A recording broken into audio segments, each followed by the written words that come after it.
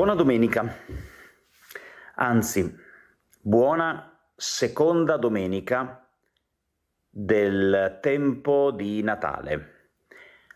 Seconda domenica di Natale. Accade in questa domenica ogni anno una ripetizione, meglio, la liturgia ci ripropone, ci ripresenta lo stesso identico testo del Vangelo che abbiamo ascoltato nella messa del giorno di Natale, cioè il prologo del Vangelo di Giovanni, i primissimi versetti che troviamo nel Vangelo di Giovanni. Sappiamo che il prologo di Giovanni è un testo particolarmente bello, intenso, denso, luminoso, anche complesso, proprio per la sua densità di profondità anche teologica, diciamo. Ecco. Però mi rendo conto che già con questo inizio faccio già fare confusione a voi e anche a me. Allora, proviamo a raccogliere due spunti puntuali in questo testo così importante e appunto così complesso e denso. È una grossa sintesi di tutto ciò che poi Giovanni racconterà nella sua narrazione, che come sappiamo è comunque, tutto il Vangelo di Giovanni è comunque il racconto evangelico più complesso, più riflessivo, più introspettivo, più teologico. Ecco. Allora, quali potrebbero essere gli spunti che ci aiutano in questa seconda domenica di Natale? Innanzitutto la parola chiave di questo prologo, e la parola chiave è la parola.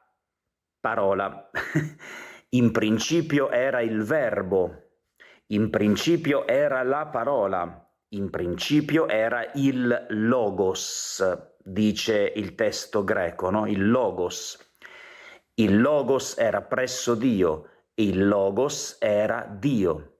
Egli era in principio presso Dio, tutto è stato fatto per mezzo di Lui. Senza di Lui nulla è stato fatto di ciò che esiste. In Lui era la vita, e la vita era la luce degli uomini. Possiamo riassumere tutto questo con una idea un po' chiara. Allora, il logos, la parola, è anche il senso. D'altronde noi per trovare il senso abbiamo bisogno di parola e di parole, no? Il logos vuol dire senso, vuol dire significato, vuol dire progetto. E cos'è il logos? Chi è il logos? Il logos è, probabilmente, per capire cos'è il logos dobbiamo andare all'Antico Testamento e entrare in quella mentalità, no? Per cui esiste la sapienza di Dio, e la sapienza di Dio entra nella storia degli uomini, entra nel popolo di Israele e tenta di comunicarsi anche agli altri popoli poi, no? Come spiega bene il libro del Siracide nella prima lettura, c'è la sapienza di Dio. Allora questo logos e questa sapienza cosa sono? È Dio nella misura in cui Dio può comunicarsi a noi, può rivelarsi a noi, può farsi conoscere, può affacciarsi alla nostra storia. C'è un qualcosa di Dio con cui noi possiamo entrare in relazione, possiamo entrare in contatto, ed è proprio questa dimensione di parola, di comunicazione, attraverso i profeti, attraverso la bellezza di ciò che esiste, attraverso i fatti della nostra vita che a volte dicono di più di se stessi. Ecco, Dio si comunica, e Giovanni, l'Evangelista, l'autore di questo quarto Vangelo, ci sta dicendo che se nella nostra vita stiamo cercando senso, stiamo cercando parole, stiamo cercando vita, vita abbondante, vita buona, vita bella, vita intensa, se stiamo cercando la luce in mezzo alle tenebre di questo mondo, dobbiamo far riferimento a Lui, il Logos che diventa carne, Gesù.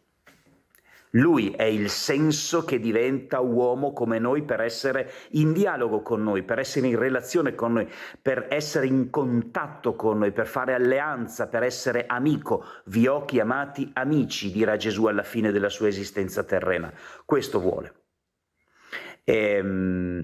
Altro pensiero, il Verbo si fece carne, venne ad abitare in mezzo a noi abbiamo contemplato la sua gloria, gloria come del Figlio unigenito che viene dal Padre pieno di grazia e di verità. La gloria, altro termine importante nella Bibbia, la gloria, cioè il peso, la gravità. Kabod in ebraico indica proprio un peso, no? E la gravità è qualcosa che scende anche, come d'altronde Dio che scende in mezzo a noi, in mezzo agli uomini, attraverso suo Figlio, che scende, che pianta la sua tenda tra di noi, che viene ad abitare in mezzo a noi, che si abbassa, che si svuota, che si umilia. Ecco, la gloria nella Bibbia e nel Vangelo di Giovanni e per noi cristiani non è l'autoesaltazione di qualcuno, ma è un mistero, un processo di abbassamento, di umiltà e di amore, di grazia e di verità, e la verità è l'amore, è l'agape. Buona domenica.